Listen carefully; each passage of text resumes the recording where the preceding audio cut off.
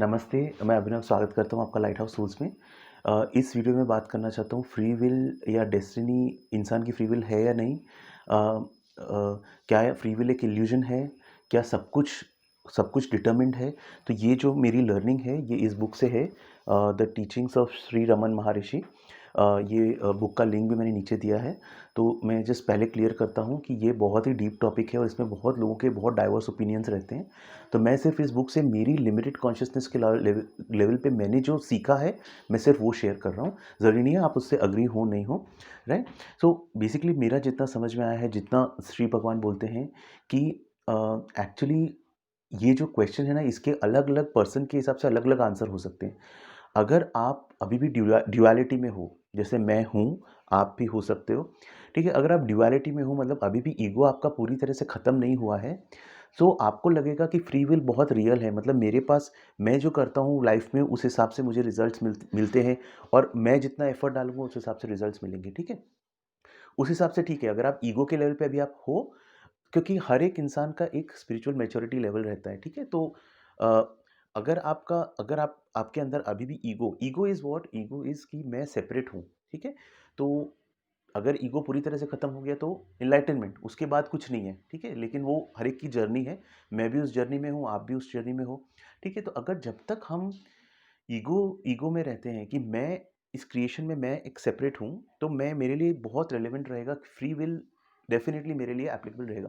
लेकिन actually deep level पे देखा जाए तो अ, एक हायर अवेयरनेस, प्योर अवेयरनेस है जिसको आप भगवान बोल सकते हो, जिसको आप डिवाइन बोल सकते हो, इंटेलिजेंस, हायर इंटेलिजेंस, ब्राह्मण, एब्सोल्यूट, अलग-अलग वर्ड्स हैं, बीइंग, ठीक है?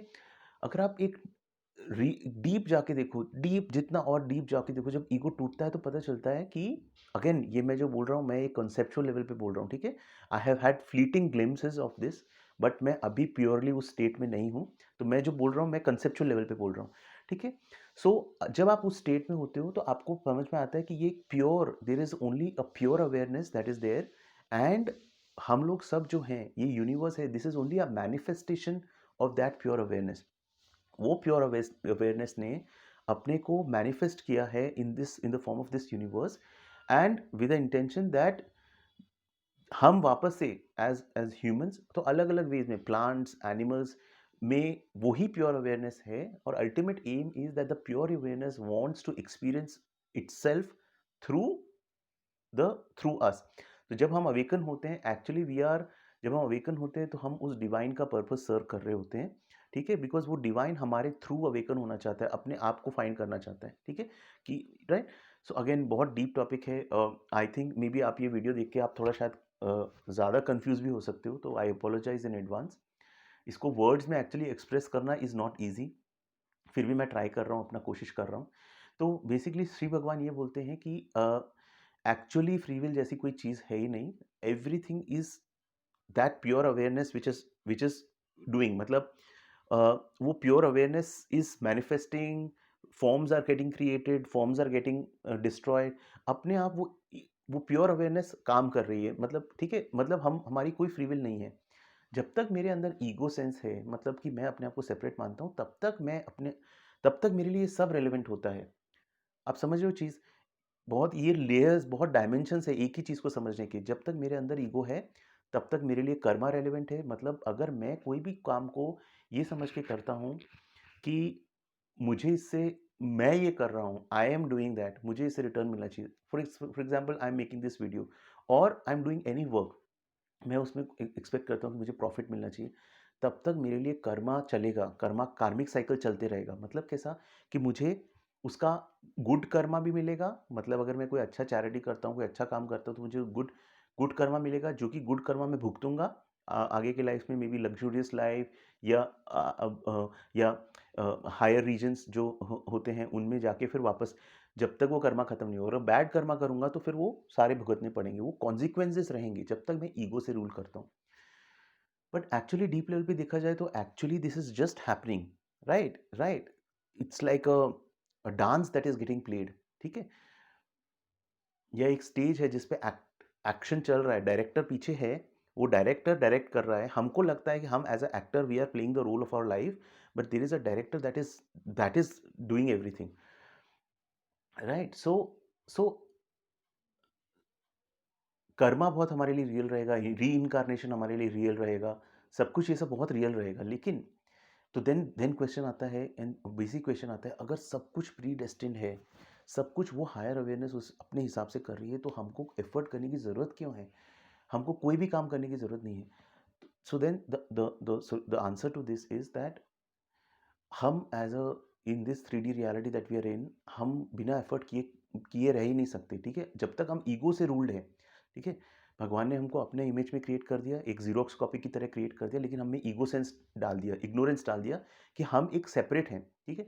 तो तो जब तक हम उस सेपरेट वे से अपने अंदर अपने अपने काम कर रहे हैं, तब तक उसका कॉन्सिक्वेंसेस मिलेगा। मतलब जैसे मैं खाली भी बैठा हूँ, तो अगर मेरे दिमाग में थॉट्स चल रहे हैं, अच्छे थॉट्स, बुरे थॉट्स, तो बेसिकली कार्मिक साइकिल चलते रहेगा और मैं खाली बैठ नहीं सकता। बिकॉज़ आप सोचो कि मैं अगर एक ह्यूमन बीइंग हूँ, जब तक मैं अपना इनर वर्क नहीं करूँगा, तब तक मैं शून्य अवस्था में नहीं रहूँगा। कॉन्स्टेंटली थॉट्स चलेंगे और thoughts will make me do things. तो फिर क्वेश्चन ये आता है कि अगर सब कुछ प्री डिटर्मिन्ड है, वापस मैं उसी क्वेश्चन पे आता हूँ, तो हम एफर्ट क्यों करें? एफर्ट सिर्फ हमको तब तक करना है जब तक कि हम ये नहीं समझ लें कि हमारा कोई अस्तित्व नहीं है अलग से। मेरे अंदर से जो मैं है, वो पूरा चला नहीं जाए, तब तक मुझे एफ़र्ट करना है और मुझे सिर्फ़ वो एफ़र्ट करना है, ठीक है? जो काम है उसको आप इस तरह से कर सकते हो कि ये सिर्फ़ हो रहा है, it is just happening, I am not the doer, मैं करता नहीं हूँ, ये अपने आप होते जा रहा है। और जब आप ये करोगे, तो बेसिकली क्या है, आप जो ईगो है ना, हमारा जो एफ़र्ट हमको करना है, हमारा फ्री विल क्या है? देखो, सब कुछ प्री डिटरमिन्ड है, सब कुछ प्री डिटरमिन्ड है।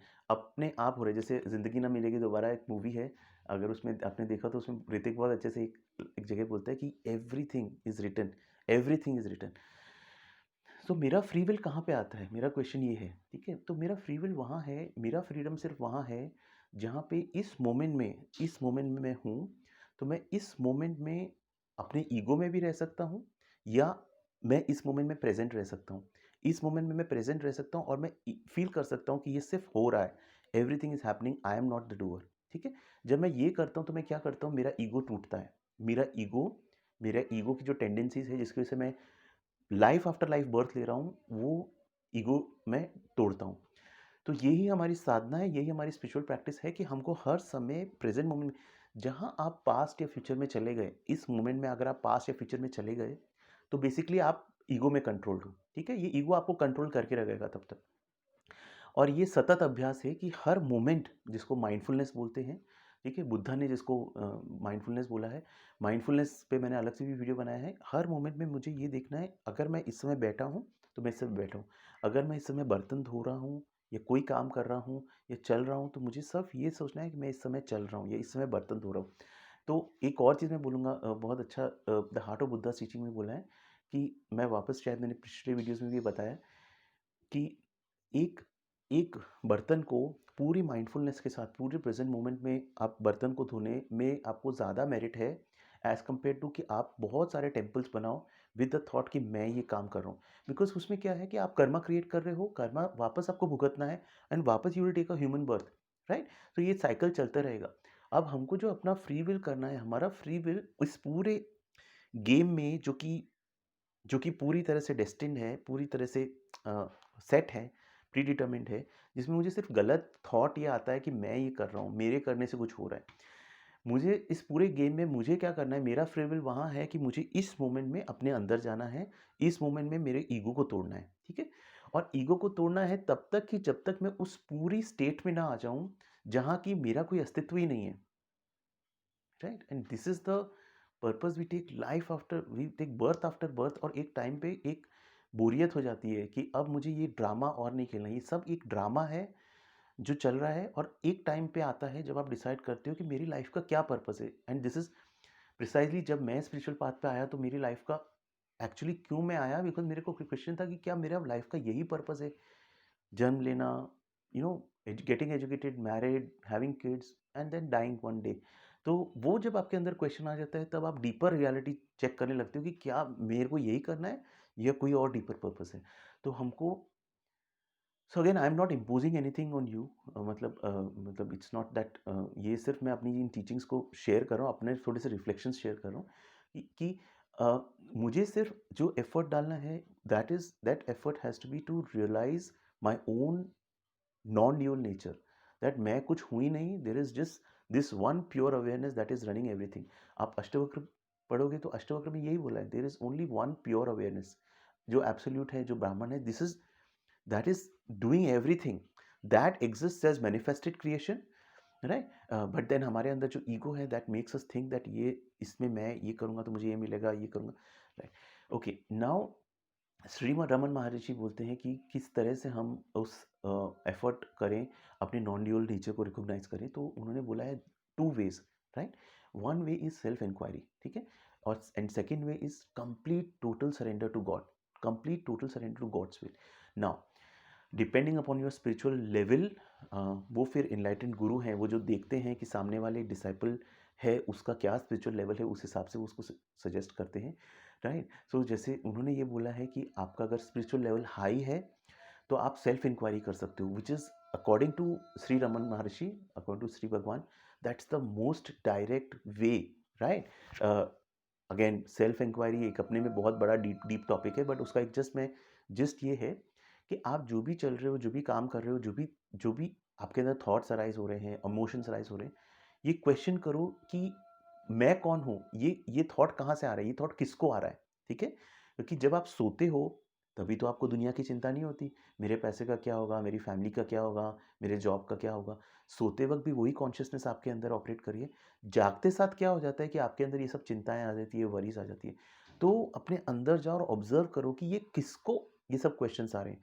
तो देन विद टाइम, सतत अभ्यास के साथ आपको रियलाइज होगा कि ये जो क्वेश्चंस, ये सब ईगो के क्वेश्चंस है, ये सब माइंड के क्वेश्चंस है, ठीक है। मेरा फ्यूचर, मेरा पास्ट, पास्ट का रिग्रेट, फ्यूचर, तो उसको डायरेक्ट देखना है, ठीक है, डायरेक्ट ऑब्जर्वेशन कि ये किसको क्वेश्चन आ रहा है। अगेन ये एक हाई लेवल की चीज़ है, अगर आपने पहले कभी लाइफ में इनर वर्क नहीं किया है, ये लाइफ में, पास्ट लाइफ टाइम्स में, तो ये आपके लिए बहुत डिफिकल्ट होगा करना। तो उसके लिए श्री भगवान ने सेकेंड वे बताया है, that is total surrender to God's will in this moment. मतलब मेरे लाइफ में अभी इस टाइम जो हो रहा है, मेरा माइंड मुझे बताएगा कि अभिनव तुमको कहीं और होना चाहिए, तुम ये क्या कर रहे हो, क्या problems, right. That is the time where I have to, इस प्रेजेंट मोमेंट मुझे ये डिसाइड करना है, मुझे रियलाइज करना है कि whatever is happening is God's will that is working, right. आप जब ये करते हो ना, और जब मैं ये बोलता हूँ आप जब ये करते हो, तो मैं अपने को भी I am giving my self a instruction, क्योंकि माइंड देखो इतना पावरफुल है कि माइंड आपको लेके जाएगा पास्ट और फ्यूचर में। तो अगर आप सरेंडर में रहते हो तो आपको ये हर मोमेंट में कि ये भगवान की विल है दैट इज़ वर्किंग थ्रू मी, ठीक है। और भगवान की विल से मेरी विल क्या इंपॉर्टेंट है, ठीक है। अगर भगवान ने चाहा कि इस मोमेंट में मेरी रियलिटी में मेरे को एक्स वाई जेड प्रॉब्लम्स है, दैट सो बी इट, मतलब उसमें मैं पूरी तरह संतुष्ट हूँ। तो दैट इज़ सेकंड वे, आप ईगो को डिस्ट्रॉय करोगे, ठीक है। अब दोनों चीज़ें करोगे तो ईगो तो रेजिस्ट करेगा, बिकॉज उसको पता है जितना आप डीप जाओगे तो ईगो की डेथ है, ठीक है, और योर एंड आपका इनलाइटनमेंट है। लेकिन ईगो वो चीज़ नहीं चाहता है, तो आपको उसमें रोड ब्लॉक्स आएंगे, और वही सतत अभ्यास है कि आप ये करोगे, फिर आप वापस बाहर जाओगे, वापस माइंड में चले जाओगे, वापस आपको अपने अंदर लेना है। सो मेरा जो अगेन मैं बहुत वीडियो को लंबा नहीं करना चाहता हूँ, बट मेरा जो लाइफ का पर्पस है, that is just to ensure that जितना मैं अपने माइंड को बाहर के इसमें, जो मेरा माइंड चले जाता है पास्ट में, फ्यूचर में, उसको वापस अंदर लेके आऊँ, राइट। इस मोमेंट में लेके आऊँ। मैं माइंडफुलनेस प्रैक्टिस करता हूँ, राइट। मैं इससे बहुत ज़्यादा, मतलब मुझे इट्स लाइक मैं इंक्लाइंड हूँ माइंडफुलनेस के लिए। तो मेरा टारगेट सिर्फ यही है कि मैं इस मोमेंट में, जो इस मोमेंट में हूँ, ठीक है। एक्चुअली सारे पाथ्स आप देखोगे ना, सब पाथ्स आपको एक ही तरफ लेके जाते हैं अल्टीमेट, ठीक है। माइंडफुलनेस से भी ईगो डिस्ट्रॉय होता है, सरेंडर से भी ईगो डिस्ट्रॉय होता है, सेल्फ इंक्वायरी से भी ईगो डिस्ट्रॉय होता है। तो आपको जो सही लगे आप वो करो। I think this is it, मतलब मैं यही शेयर करना चाहता था। अगेन बहुत डीप टॉपिक है, तो मे बी अगर मैं आपको और ज़्यादा कंफ्यूज कर दिया है तो उसके लिए मैं बहुत बहुत माफ़ी चाहता हूँ। आपके कोई भी कमेंट्स, क्वेश्चंस रहेंगे तो आप प्लीज़ कमेंट सेक्शन में लिखिए। अगर आपको मुझसे बात करनी हो, अगर, तो Thursday 2 to 5 free discussion, free counselling, ठीक है, as a friend if you want to talk to me. अगर आप इन स्पिरिचुअल या हीलिंग जर्नी में कोई भी आपको इश्यूज़ हैं, तो you can call me on the numbers given in the description. Thank you so much ये वीडियो देखने के लिए, बहुत बहुत धन्यवाद। God bless you, thank you.